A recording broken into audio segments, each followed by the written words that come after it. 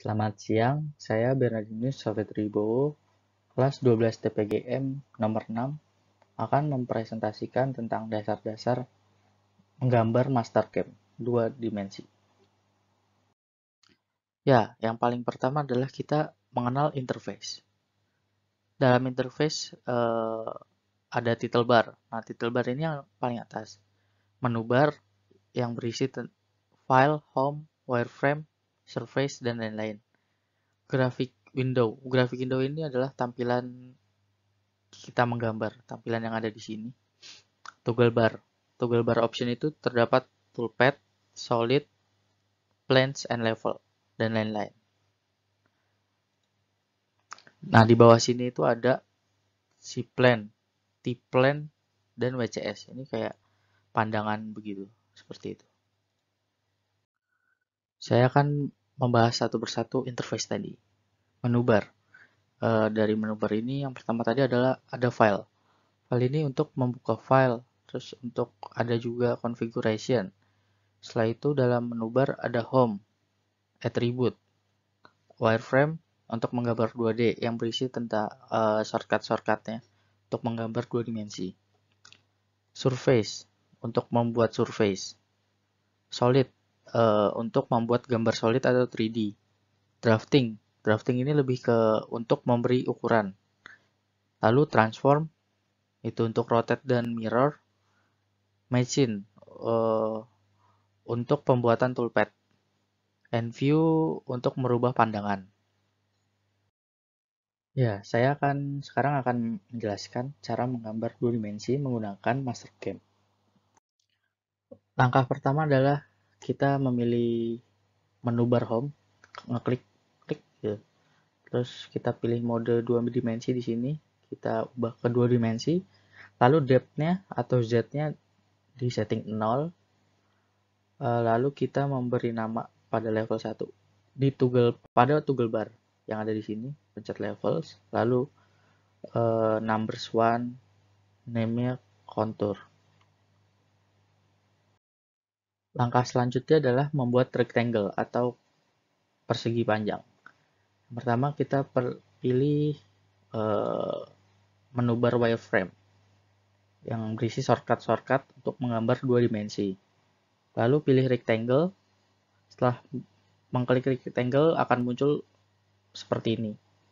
Nah, lalu kita masukkan width and height-nya. Width-nya 100 and height-nya 60.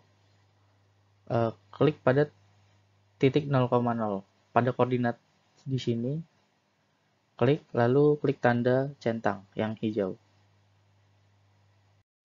Selanjutnya adalah cara untuk membuat offset. Yang pertama adalah masih pada menu bar yang sama, yaitu di wireframe. Pilih line paralel, masukkan offset distance 7 pada kolom ini. Lalu klik kiri pada garis 1. Klik pada bagian garis yang akan di offset. Misalnya bagian garis ini. Nah, kita klik garis ini, lalu kita klik lagi ke arah ke kanan sini. Ke arah kanan atau ke kiri yang akan kita offset. Setelah itu, klik centang pada bagian sini. Lakukan hal yang sama untuk jarak 6,5, 47, 80, sehingga membentuk seperti gambar di samping ini. Seperti gambar ini. Ya, langkah selanjutnya adalah membuat chamfer. Yang pertama adalah klik pada menu chamfer sebelah di sini, chamfer entities. Akan muncul opsi pilihan model chamfer seperti ini. Lalu masukkan angka chamfernya atau ukuran chamfernya, misalnya 10 atau 11 misalnya. Lalu klik pada garis horizontal. Klik garis horizontal dan vertikal yang akan di chamfer. Misalnya tadi seperti ini, lalu kita klik garis ini dan garis vertikal ini.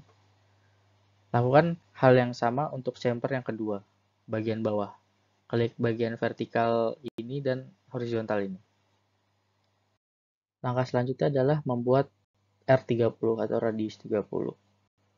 Pertama adalah pilih circle. Pilih circle, lalu ketik posisi center radius. posisi centernya dia circle ini pada 50,30. Lalu masukkan radius di sini. Masukkan radiusnya 30. Setelah radiusnya sudah jadi, langkah selanjutnya adalah proses trimming atau ngetrim. Yang pertama adalah klik trim atau break atau extend yang ada di sini. Pastikan pada pilihan di sini adalah yang pertama modenya trim, lalu tipenya trim 3 entities. Langkah ngetrimnya adalah klik garis horizontal pertama, lalu horizontal kedua sebelah sini, lalu klik radius di antara garis horizontal sebelah sini. Nah, hasilnya akan seperti ini. Selanjutnya adalah membuat R20. Yang pertama-tama itu membuat garis dengan line paralel dengan jarak 26,8 dan 53,2. Akan menjadi seperti ini.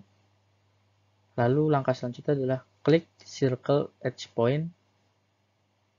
Lalu klik pada poin 1 dan poin 2. Setelah itu masukkan nilai radius pada kolom ini. Lalu pilih pada radius 1. Di sini ada pilihan untuk membuat radius. Nah, kita klik bagian ini. Sebelah sini. Yang hanya ini saja. Ya, ini adalah hasil setelah dilakukan trimming dan penghapusan garis bantu. Langkah selanjutnya adalah membuat circle dengan diameter 22 dan berada pada posisi 60,30 dengan tutorial yang sudah dijelaskan sebelumnya. Langkah selanjutnya adalah membuat kotak berukuran 25 x 12 dan di fillet sebesar R4. Cara yang pertama adalah membuat garis bantu pada posisi 22,5,30. Akan menjadi seperti ini.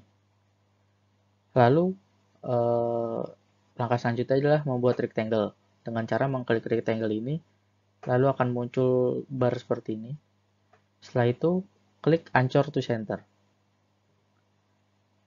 Setelah itu masukkan panjang dan lebarnya di width 25 dan height-nya 12. Lalu klik di bagian tengah sini, garis bantu ini. Setelah itu, klik tanda centang. Langkah selanjutnya adalah memfillet ke 4 sisi persegi panjang ini. Dengan cara mengklik fillet entities, lalu memasukkan ukuran R-nya, fillet R-nya, yaitu 4. Dan klik setiap sudutnya. Membuat circle diameter 6 pada bagian sini.